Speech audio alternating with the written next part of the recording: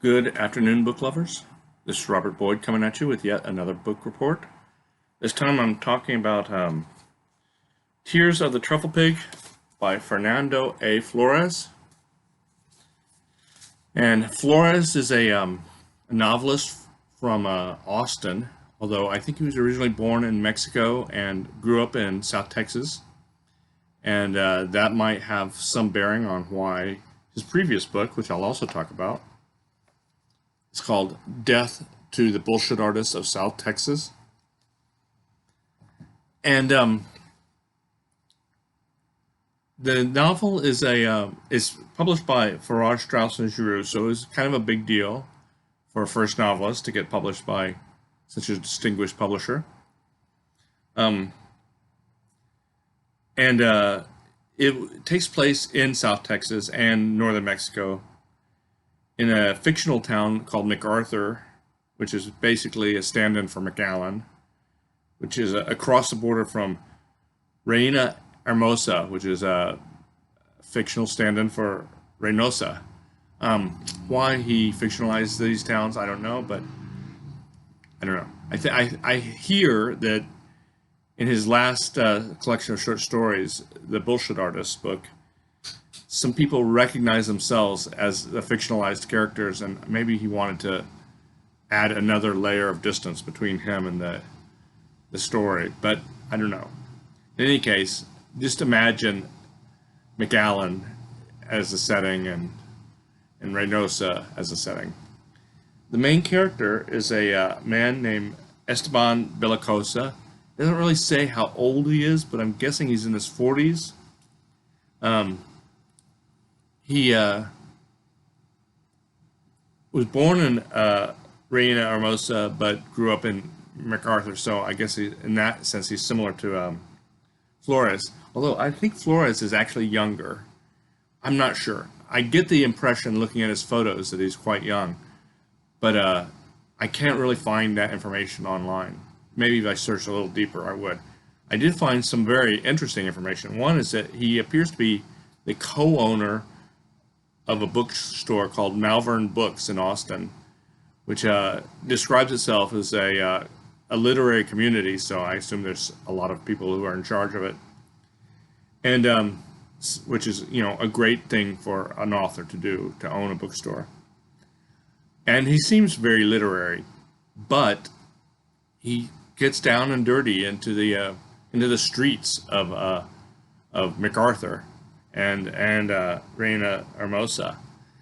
The book is kind of a I don't want to say a hard-boiled detective story because it's not really a detective story and it's not really hard-boiled, but it has elements of that. But it's also a science fiction book. It's set in some near future, and the world that it's set in apparently has suffered a very serious collapse in agriculture that led to worldwide starvation that killed off a fifth of the world's population. So that's kind of a serious backdrop, and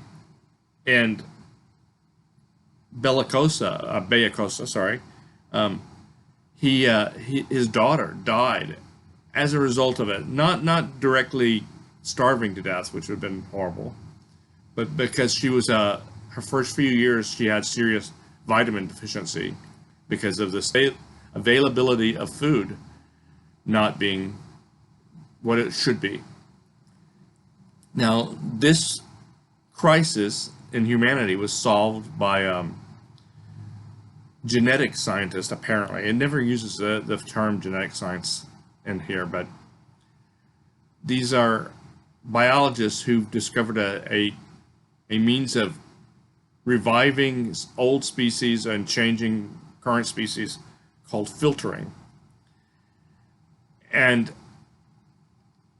in the recent past, what's happened is these biologists have started being kidnapped by criminal syndicates in Mexico and being forced to create chimera, recreate extinct animals, or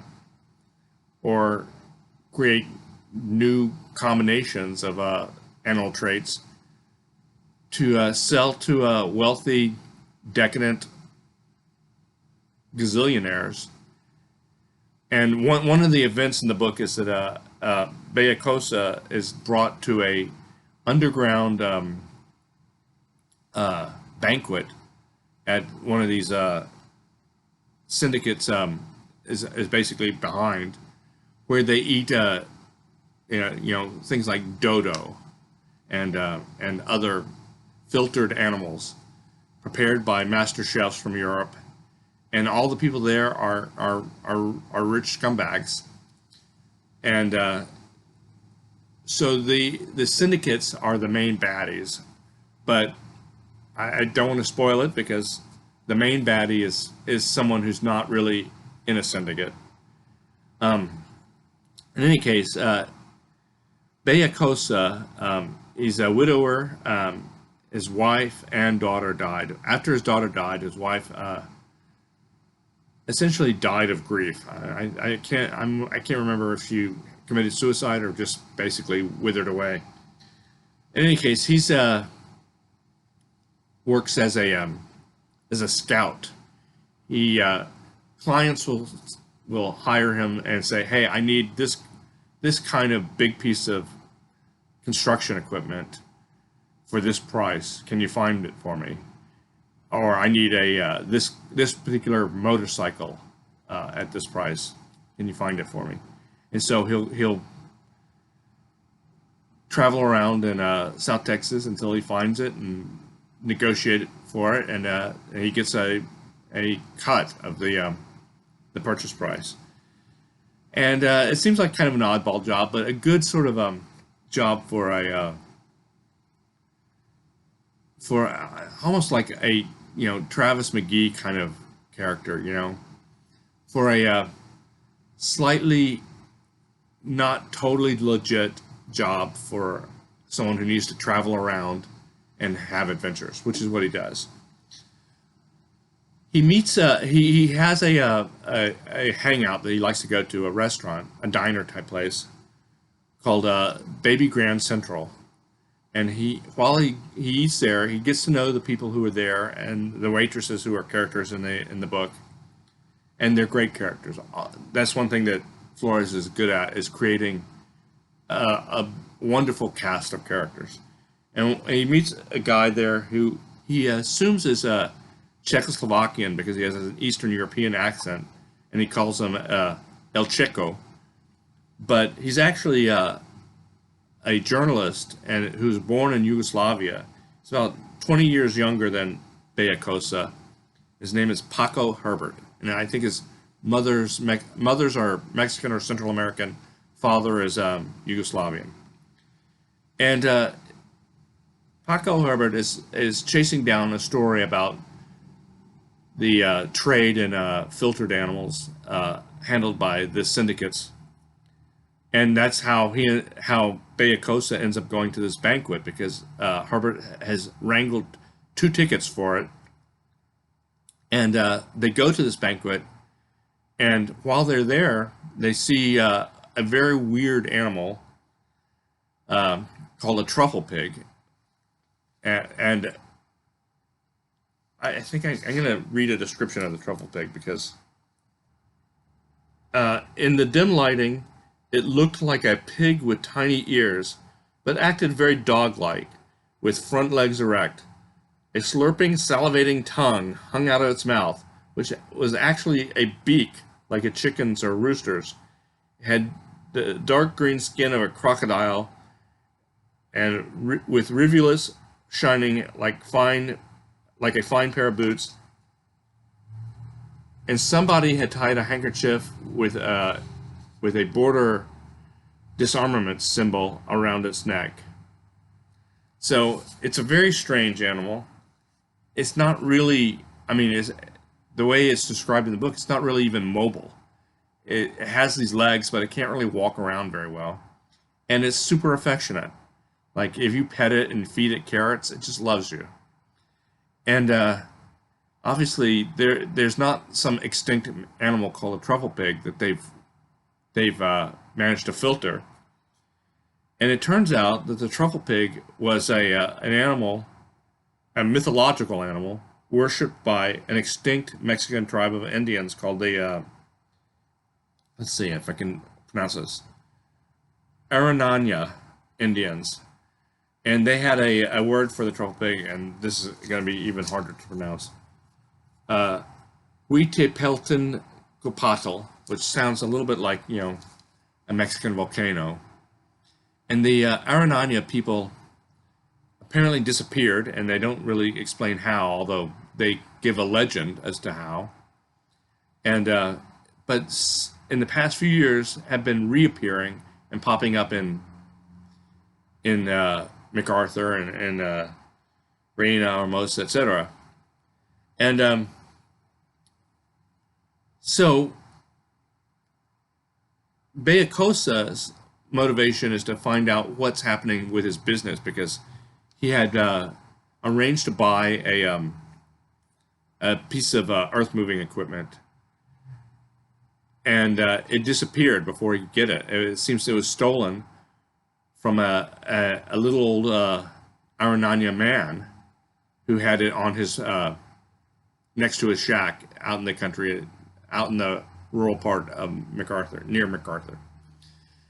And he's chasing this down, but also he's got another mystery on his hands, which is his brother, Osvaldo, who is a dentist and not really close to Esteban Beacosa, has disappeared, has been kidnapped, and he's been working with a police officer from Reina Hermosa to try and find him. But basically, he thinks the police officer is just, taking his money. So we've got the syndicates on one hand, filtering on the other hand, disappearing moving equipment on another hand, and another crime that is occurring is in addition to this trade in filtered animals, there's also a trade in shrunken heads, like the old thing that supposedly came from South America.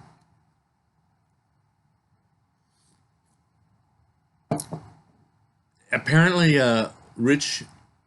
these rich assholes with men of wealth and taste have a desire for shrunken heads, and they want them to be authentically indigenous. So the surviving Arananya people are at great risk of from syndicates who will kidnap them, kill them, and then sew their lips shut and somehow shrink their heads. I don't really know how the process of head shrinking works, and then sell the heads to the rich assholes. And it turns out that Osvaldo, even though he's not an Indian, although he's a Mexican, so he's got native ancestry to a certain extent, has been kidnapped and was going to be a shrunken head, but somehow escaped, and it doesn't really explain how he escaped. He was found by a kind of a bruja, a witch woman, and recovered somewhat, although he still had like scars on his mouth from where he had been poked with a cactus needle. And Beacosa comes across him, and he's in terrible shape. And then Beacosa loses him because he runs out of the house to get something, and then when he comes back, Osvaldo's gone. And there's a subplot of him and Paco Herbert trying to find Osvaldo, and finding him, and then taking him back to the Bruja to be cured of his malady, which I won't describe because that would be a spoiler. And there's other major crimes happening that are just there to so that the criminals can show off what badasses they are, and including in the filtering realm, all the filtering is done by scientists, and the syndicates don't, hire the scientists. They kidnap them, and when they're done, they kill them. So you get these mass graves of beheaded scientists. So it's terrifying, but it's all the way through. It's amusing and just a freaky, interesting book. Um, One thing about Flores is very interested in music, so he has characters in the book who are musicians, and Paco Herbert listens to music, and Beacosa listens to music all the time, including, as we listened to at the beginning of at the beginning of this video, Chopin. We listened to Nocturne Number 2 in E flat major. And I do want to read a little bit of what he said about Chopin. He says, after this experience, he found 2 cassettes in the Tejano music shop, Voy y Vengo, in a tiny cubicle they had labeled as the classical / R&B section, and filed under El Chopin. One was played by Hottinger, the other by Rubinstein, and after a few weeks of listening to both, Beacosa came to the conclusion that Germans have no business playing Chopin. Nobody did, except perhaps Jewish pianists. Only Jewish pianists could capture the elegant despair of the nocturnes. Jewish pianists and this young girl from the old neighborhood. And the young girl is someone who, in his old neighborhood, in Reina Hermosa, was studying piano, and he heard her play Chopin. So, music is a big part of what Flores writes about, and we'll see that in when I talk about Death to the Bullshit Artist in South Texas. The language in this book is really good, and I want to read one adjective that he uses. At a certain point, Beacosa gets kidnapped, and I won't describe what happens because that's a major plot point, and we're getting into spoiler territory. But he escapes. Beacosa pushed open something heavy that felt like a door, and he was outside. It was nighttime. It was nighttime. There were a few lampposts giving off a turmeric light in a lot with many large warehouses and hidden crickets. I liked using turmeric as an adjective, and really, you think about some kinds of artificial light have that weird kind of warm yellow glow like turmeric does. Anyway, let me talk about Death to the Bullshit Artist of South Texas. It was published by Host Publications Inc., a very small publishing house in Austin. And apparently he published half of it as Death to the Bullshit Artist of South Texas, Book 1, in an edition of like 200. So that's a super rare thing. But let me tell you a little bit about how I came across this book. It was a Christmas present from my sister. And normally I hate getting books as presents because I think it's hard for someone to pick a book for someone else. I think just like it's hard for someone to pick a record or piece of music for someone else because taste is so personal, and I don't know. Anyway, my sister Sarah saw this book on the shelf, and maybe she saw it at Malvern Books. I don't know where she got it, but in Austin, where she lives. And the title appealed to her, and she thought, maybe Robert will like this. So she gave it to me, and I didn't know what to expect, so I got it for Christmas last year, and I didn't crack it open right away, but I finally did on New Year's Eve. I read like the first story, and I thought, man, this is really fun. It was a story about the house band for the Hotel Cuerpo de la Paz, and all the stories are about. Most of the stories are about bands that in South Texas, punk rock bands, or in the case of the house band at the Hotel Cuerpo, they had to play what the hotel wanted them to play, so it wasn't they weren't really a punk rock band, or they're even artsier kinds of music.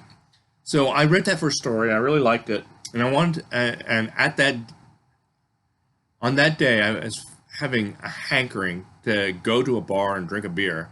So I decided to take the book with me, went around my neighborhood early in the afternoon, and really not all the bars were open because, they opened later on New Year's Eve.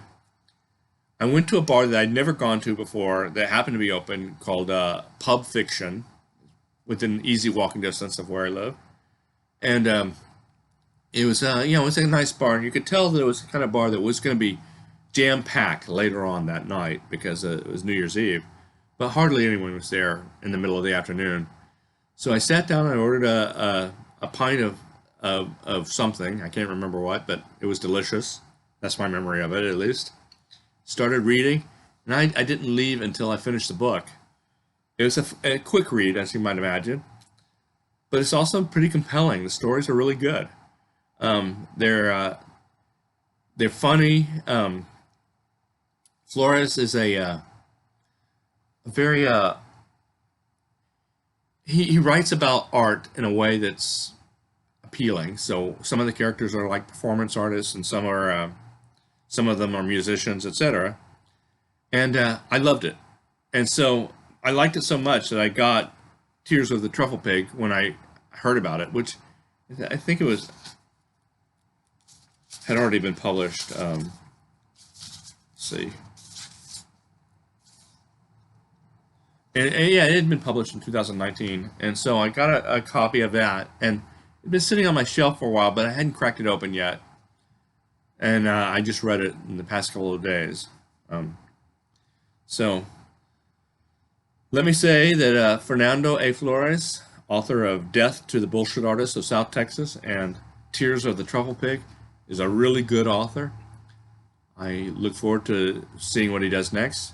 And I look forward to visiting Malvern Books the next time I'm up in Austin. Thanks very much.